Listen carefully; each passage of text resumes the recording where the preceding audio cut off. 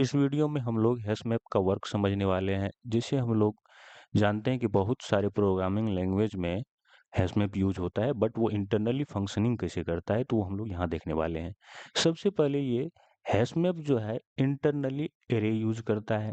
Array क्यों use करता है कि हम लोग जानते हैं एरे को इंडेक्स एक्सेस करने में इजी होता है। जैसे ith इंडेक्स का हो एलिमेंट तो वो डायरेक्ट ith प्लेस का जो है एड्रेस देता है और एड्रेस के through CPU order of one time complexity में हमें उस ब्लॉक तक पहुंचा देता है।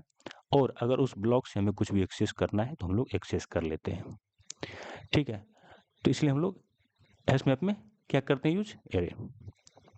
अब क्या होता है, जैसे हैश मैप यूज करते हैं, किसी भी वैल्यू को स्टोर करना है तो हमें उस वैल्यू का सबसे पहले कि हैश मैप का एक फंक्शन होता है और वो हैश फंक्शन के थ्रू हैश इंडेक्स फाइंड करता है। जैसे हमारे पास ये 5 है, हम लोगों ने हैश फंक्शन में 5 दिया और उसका इंटरनल की है हैश वैल्यू कैलकुलेट करने का, और वो जो हैश वैल्यू होगा वो किसी न किसी इंडेक्स को पॉइंट कर रहा होगा। और हम लोग क्या करते हैं, उस पॉइंट पे जाते हैं। अगर स्टोर करना है वैल्यू तो डायरेक्ट स्टोर कर देते हैं, और एक्सेस करना है तो डायरेक्ट एक्सेस कर देते हैं। Order of one time complexity में हम लोग एक्सेस कर लेते हैं। ठीक है, उसी तरह ये समझाया गया है। ये इनपुट हम लोग की दिए और वैल्यू की हम लोग इनपुट वैसे देते नहीं है। अभी हम लोग जैसे वैल्यू स्टोर करना है तो आप बोलते हो 5 स्टोर कर लो, की तो नहीं देते हो, तो बट वो इंटरनली की यूज करता है। प्रोग्रामिंग लैंग्वेज इंटरनली यूज करता है। हो सकता है जैसे हम लोगों ने, हमारे पास दो वैल्यू है, वन वैल्यू, और उसका हैश फंक्शन के थ्रू हम लोगों ने हैश वैल्यू कैलकुलेट किया। अगर वो हैश वैल्यू सेम हो जा रहा है, इसका मतलब वो किसी न किसी सेम ब्लॉक को पॉइंट कर रहा है।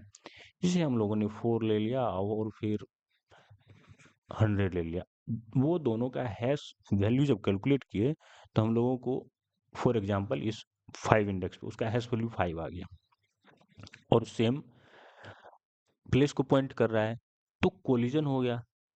तो हम लोग देखेंगे कोलिजन को हैंडल कैसे करेंगे। फिर एक प्लेस में हम लोग दो एलिमेंट नहीं डाल सकते हैं। या तो आप क्या करो, जो नया एलिमेंट आया उसको रख दो, पुराने वाले को हटा दो, बट इससे मेरा डेटा लॉस हो जाएगा। तो चलिए हम लोग आगे वाले में देखते हैं कि हम लोग कोलिजन कैसे हैंडल करते हैं।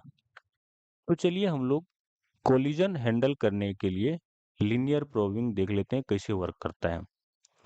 लीनियर प्रोबिंग में क्या होता है, जैसे हम लोगों ने वन प्लेस पे पहले मेरा कोई यहाँ पर एलिमेंट है और हम लोगों ने कुछ नया एलिमेंट डाला, फिर वो हैश वैल्यू जब कैलकुलेट की उसका सेम प्लेस पे आ गया, तो फिर हम उसको रखेंगे कहाँ।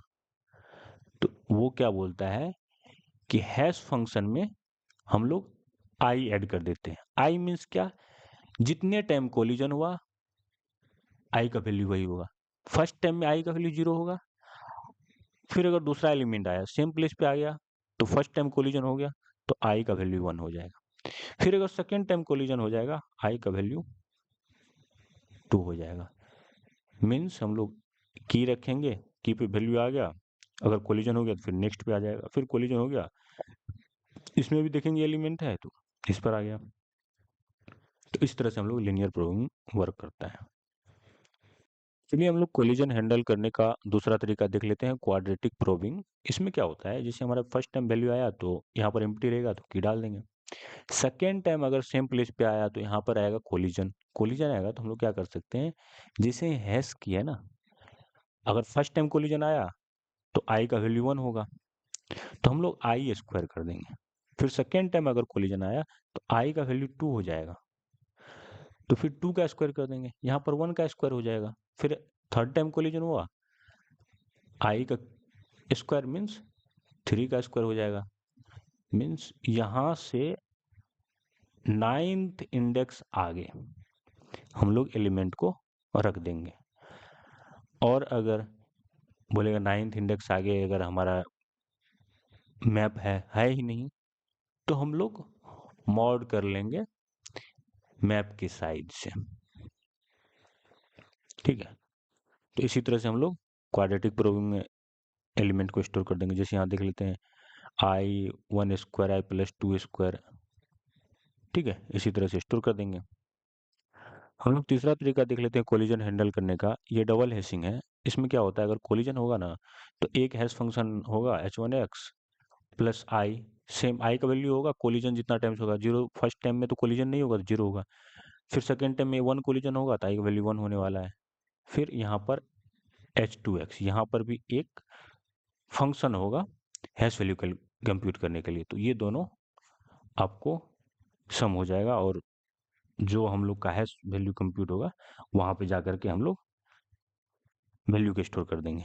तो ये रहा हमारा हैश फंक्शन। चलिए हम लोग देखते हैं जावा हैश मैप में कोलिजन को हैंडल कैसे करता है। जैसे हमारा फर्स्ट टाइम एलिमेंट आया तो हम लोग स्टोर कर देंगे, अगर सेकंड टाइम आया तो लिंक लिस्ट बना करके दूसरा नोड बना करके वैल्यू डाल देंगे, फिर थर्ड टाइम आया तो थर्ड टाइम नोड बना के डाल देंगे। बट इस केस में इशू क्या है, आप लोग एक्सेस करने के लिए order of N time complexity, add करने के लिए order of N time complexity, इस तरह से रहेगा। तो जावा 8 में क्या क्या इम्प्रोवाइज किया है, इसमें रेड ब्लैक ट्री यूज कर लेता है। जैसे ही आप एलिमेंट आएगा नोड बना करके डाल दिया, फिर नया आया नोड बना के डाल दिया। इसमें जो है इंसर्शन, डिलीशन सब लॉग एन टाइम में होता है और सर्चिंग भी लॉग एन टाइम में होता है, तो ये हमारा इफिशियंट होता है। ठीक है, थैंक यू।